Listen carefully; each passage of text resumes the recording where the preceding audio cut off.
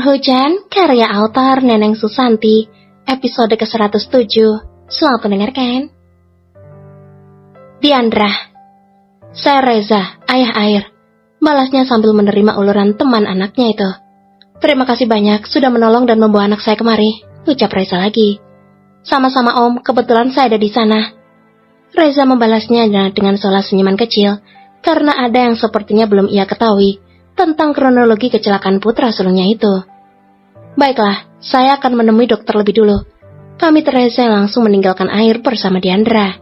Gadis itu mengangguk pelan sambil tersenyum kecil. Ia tatap punggung Reza sampai akhirnya menghilang dari balik pintu. Jelaskan yang sebenarnya terjadi nanti. Saya akan temui dokter dulu, ujarnya pada dua orang yang selama ini bertugas mengawasi anaknya. Reza terus berjalan menuju ruangan dokter yang tadi menangani kecelakaan Air. Kini ia dan sang dokter tengah duduk saling berhadapan. Bagaimana? Apa ada luka yang serius yang dialami putra saya? Tanya Reza dengan sangat khawatir. Tidak Tuan, hanya luka di bagian kening, lebam di pelipis dan kaki yang terkilir, jawab sang dokter. Kepalanya? Tanya Reza lagi. Ia sedang benar-benar takut. Tidak ada masalah, cuma di bagian bahu ada sedikit luka. Sepertinya saat kecelakaan helm tak sampai lepas. Dokter kembali menjelaskan. Baiklah, terima kasih. Saya akan pindahkan anak saya jika sudah siuman. Tutur pria tampan itu sambil bangun dari duduknya. Akan kami persiapkan segala sesuatunya, Tuan. Reza keluar dengan perasaan sedikit lega. Setidaknya ia bisa mengabari istrinya pelan-pelan nanti. Tapi Reza akan lebih dulu menghubungi langit dan bumi. Setidaknya dia tidak akan sendiri menghadapi Humairahnya yang mungkin akan histeris seperti yang sudah-sudah.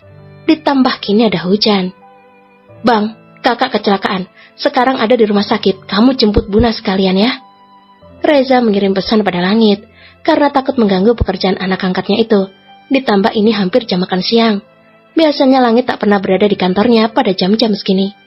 Tak lupa ia juga mengirim pesan pada si Tengah agar bisa datang bersama menantunya. Sebelum masuk ke ruangan putranya, Reza lebih dulu menghampiri dua orang yang berjaga depan pintu. Salah satunya kini tengah berbicara empat mata dengannya. Kerja bagus, tetap awasi, titahnya sambil menepuk bahu orang kepercayaannya itu.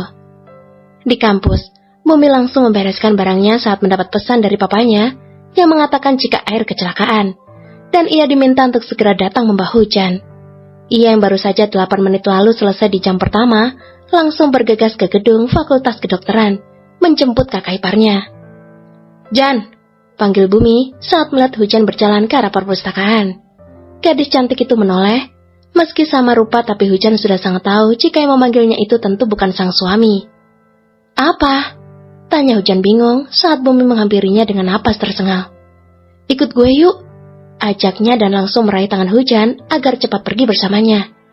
Kemana? Ke rumah sakit, jawab Bumi sambil terus menyeret pergelangan tangan Hujan. Ngapain? Siapa yang sakit?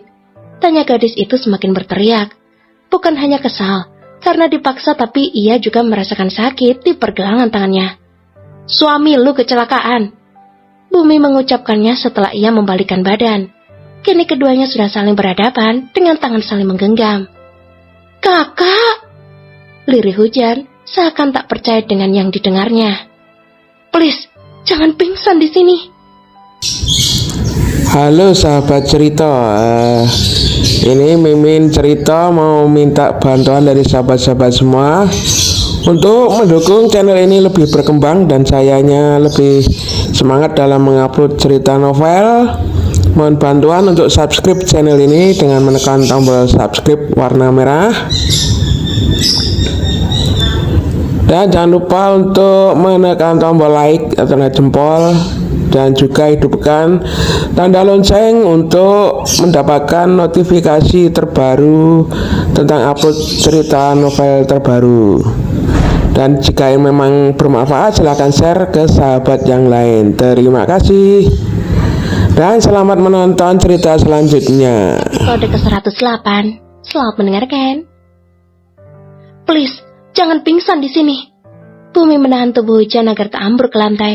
Cukup si pisang saja menyusahkannya. Jangan lagi ditambah istri sang kakak yang harus juga ia bopong menemui si sulung yang selalu merepotkannya. Jan, ayo cepetan. Hujan yang merasa pusing dan lemas kembali ditarik oleh Bumi, tapi kali ini cekalannya tak sesakit tadi. Tapi langkah kaki pemuda itu tetap saja cepat sampai harus membuat Hujan terseok mengikutinya. Masuk cepetan, tita adik kembaran suaminya itu. Bumi yang sudah ikut masuk juga ke dalam mobil, langsung melajukan kereta besi mewahnya menuju rumah sakit tempat di mana sang kakak dirawat. Parah nggak, Bu? Tanya Hujan di sela isak tangisnya. Mana gue tahu, jawab Bumi dengan mata tetap fokus pada jalan di depannya. Emang kakak dari mana sih? Biasanya juga abis nganter lu nggak kemana-mana. Kini Bumi yang balik bertanya. Bilangnya mau ke bengkel ada urusan, tapi aku nggak tahu bengkel yang mana. Jawab Hujan masih menangis. Bumi menghela napas. Begitu banyak usaha sampingan sang kakak, membuat ia kadang bingung mana yang dimaksud. Air memang tak seperti dirinya, yang hanya memiliki satu kantor. Dari usaha saja mereka tetap berbeda, dan sesuai karakter masing-masing. Air dengan banyaknya cadangan, sedangkan Bumi cukup satu, namun ia sangat serius menjalankannya dari awal. Hujan dan Bumi langsung turun dari mobil saat sampai di area parkiran rumah sakit. Keduanya berjalan tergesa menuju lift. Ia yang sudah diberitahukan semuanya dengan begitu jelas oleh Reza, tentu tak bertanya lagi pada resepsionis atau suster yang berjaga. Itu dia, tunjuk Bumi ke arah salah satu pintu dengan penjagaan ketat di depannya. Salah satu penjaga langsung membukakan pintu saat tuan dan nona mereka datang. Kakak! Seru keduanya saat masuk ke dalam ruang rawat inap Air. Ya ampun kak, bangun ayo! Tangis Hujan pecah di dekat suaminya, sedangkan Bumi yang berdiri berseberangan dengan Hujan langsung merasa lemas. Ikatan batin keduanya memang cukup kuat. Bumi yang merasa aneh di tubuhnya sedari pagi tak pernah menyangka jika musibah akan terjadi pada sang kakak, karena ia selalu menepis rasa itu. Duduk dulu. Diandra yang baru datang langsung mendekati Bumi saat melihat raut wajah tak kalah tampan dari Air hampir saja tumbang. Terima kasih, ucap Bumi yang langsung duduk di atas kursi besi. Hujan yang sepertinya tak asing dengan suara wanita yang ia dengar langsung menoleh. Lu, tunjuk istri Air pada wanita yang mengaku menolong suaminya itu. Apa? Tantang Diandra dengan senyum mengejek. Ngapain lo kesini, hah? Sentak Hujan yang tak suka ada wanita itu lagi di tengah-tengah mereka. Kalau nggak ada gue, siapa yang bakal bawa Air ke rumah sakit? Cibirnya dengan tatapan mata yang sulit diartikan, yang jelas ada kebencian di sana. Maksudnya apa? Tanya Bumi bingung dengan dua wanita yang sedang berdebat di hadapannya itu. Lu kenal dia? Bumi melirik ke arah Hujan lalu ke Diandra.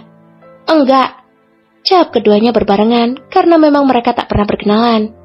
Bumi menautkan alisnya semakin bingung. Gak kenal kenapa berantem? Sentak putra kedua Rardian itu. Hujan tak memperdulikan ocehan Bumi.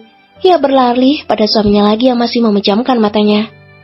Kak, ayo bangun, ini aku, bisik Hujan di telinga kanan Air. Tetes air mata Hujan jatuh ke pipi Air karena posisi wajah mereka kini saling berhadapan. Dan ternyata itu membuat satu jarinya mulai bergerak pelan. Kakak, cerit Bumi yang tak sengaja melihat pergerakan kakaknya. Hujan, Bumi dan Diandra semakin mendekatkan diri sambil terus memanggil namanya Air di dekat telinganya. Buka mata kamu, aku mohon, lirih Hujan di sela isak tangisnya.